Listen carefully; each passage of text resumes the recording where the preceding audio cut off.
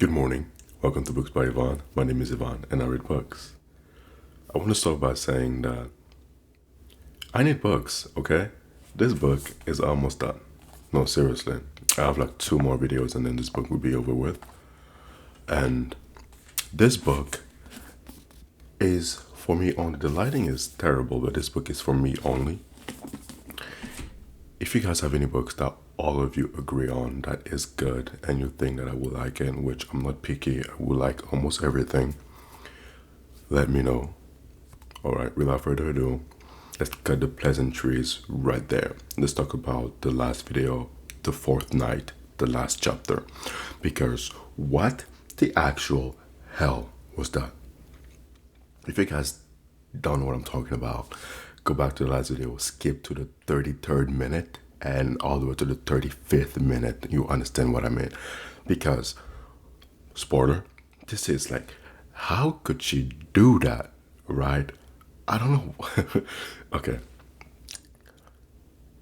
The mysterious man, the mysterious fiance, finally showed up to the meeting point, right? That was after the dreamer, aka Dostoevsky, and Nastenka had been frolicking around, just walking, laughing, crying actually. And they were about to go home, holding hands and everything, being romantic and whatnot. The fiance showed up at that moment, and guess what Nastenka said? Guess what Nastenka said? Absolutely nish. She kissed the dreamer, aka Dostoevsky, and she ran back to the fiance, grabbed his hand, walked away. Walked away, not a single word exchanged between the two of them. Nothing.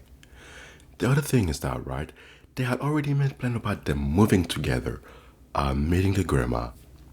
They had already made plans and arrangement for the future. And she just left after she said she didn't love him anymore. Okay. I'm, I, I'm stuttering. Okay. I need to know what's happening next because this is pure class. Okay. With that being said, ladies and gentlemen, make yourself comfortable, grab a cup of coffee, and this is White Nights by Fyodor Dostoevsky. All right, let's get right into it. My nights ended with the morning. It was a dreadful day. The rain beat down on my windows carelessly. It was dark in the room. It was overcast outside. My head ached and was spinning. Fear was stealing its way through my limbs. A letter for you, sir. It came by the city post. The postman bought it. Matriona said, hovering over me. A letter? From whom? I cried out, jumping up from my chair. That I wouldn't know, sir. Have a look, maybe it's written down there. Who was it from? I broke the seal. It was from her. I wonder what she has to say because no. You're probably thinking I'm over exaggerating, but she can't just do that to someone. Okay? She can't. My God. Oh, forgive me, Nastenka wrote. I beg you on my knees to forgive me. I deceived both you and myself. It was a dream, a phantom. I have suffered torments about you today. Forgive me, because I haven't changed in the least towards you. I said that I will love you, and I love you now. I more than love you. Oh my God, if only I could love you both at the same time. Oh, if only you were he. Oh, if only he were you. Flashed through my mind, I remember your word, Nastenka. God knows what I will do for you now. I know that you're miserable inside. I have hurt you. But you know, when one loves, an injury is soon forgotten, and you loved me. Thank you.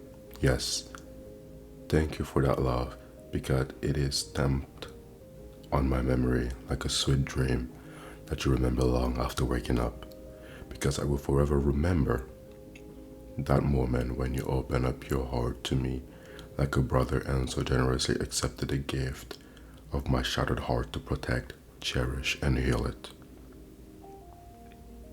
If you forgive me, then the memory of you will be exalted in me by feeling eternal gratitude to you that will never quit my heart.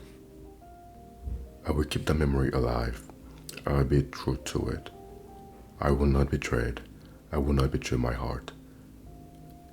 It is too constant. It returned me. It returned so quickly yesterday to him to whom it had always belonged. We will meet. You will visit us. You will not abandon us.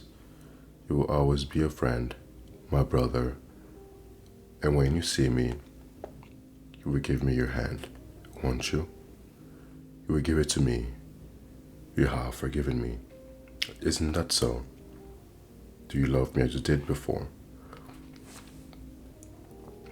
I'm not going to say she's guilt tripping him, but it feels like she's emotionally manipulating him.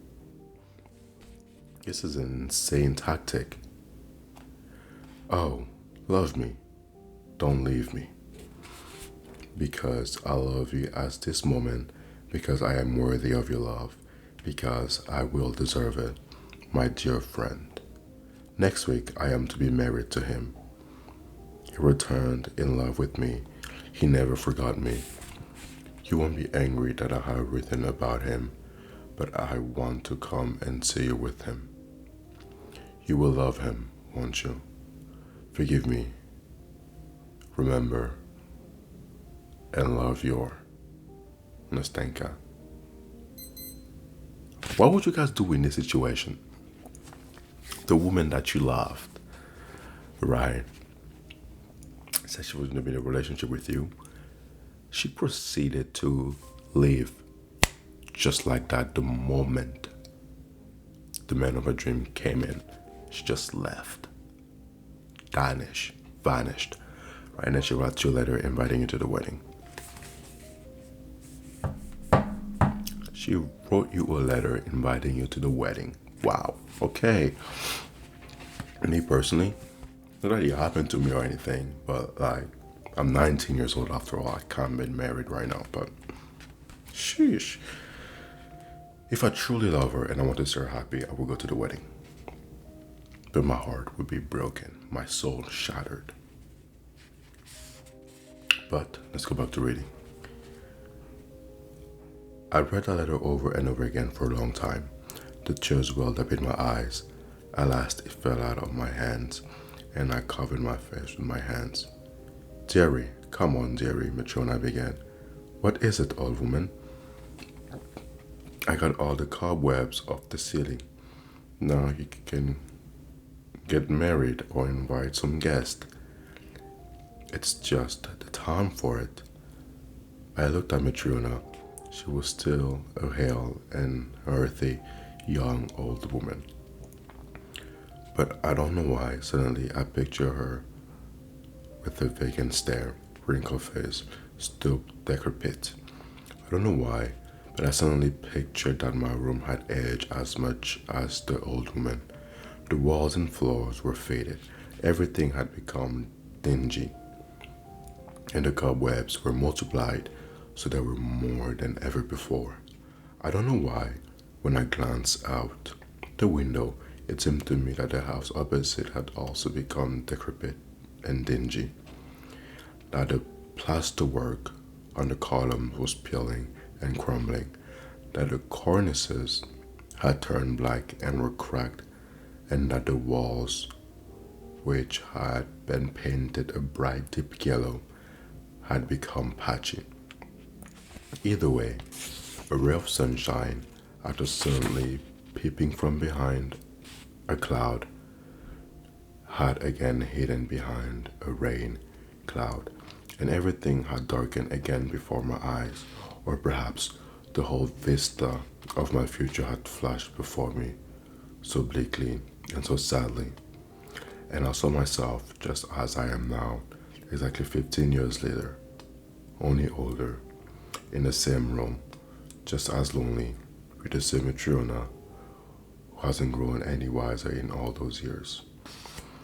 But I shall nurse a grudge, Nastenka, that I should cast a dark cloud over your bright, serene happiness, that I, with bitter reproaches, should cast pangs of anguish on your heart, wound it with secret remorse, and force it to beat with anguish at the moment of bliss, that I will crush even one of those delicate flowers that you plaited into your black curls when you walked together with him to the altar. Oh, never, never. May your sky be clear, may your sweet smile be bright. Oh, never, never. May your sky be clear, may your sweet bright. Oh, never, never. May your sky be clear, may your sweet smile be bright and serene. May you be blessed for the moment of bliss and happiness that you gave to another lonely, grateful heart. My God, a whole minute of bliss. Is that really so little for the whole of a man's life? And that is the end of today's reading, morning. I'm left with, I'm not going to say empathy, but I feel lonely, if that makes sense. After everything that she's done to him, he still wishes her well, which is a good sign, a sign of pure, genuine love. At the beginning, you can hear him say he's gonna cast a dark cloud over her bright future, but at the very end, he admits that he wants her to be happy one way or another, and she thanks him for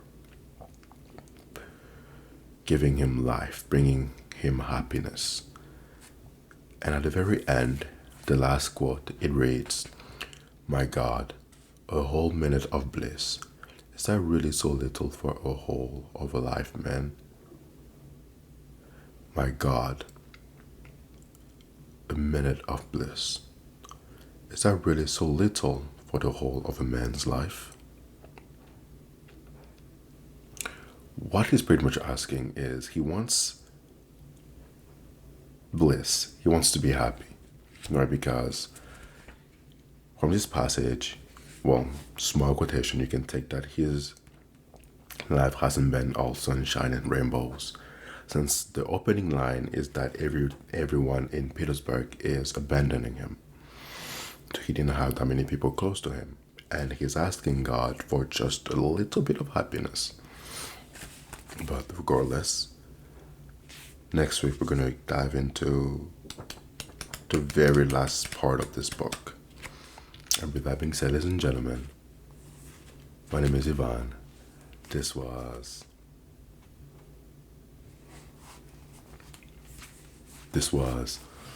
White Nights by Fyodor Dostoevsky.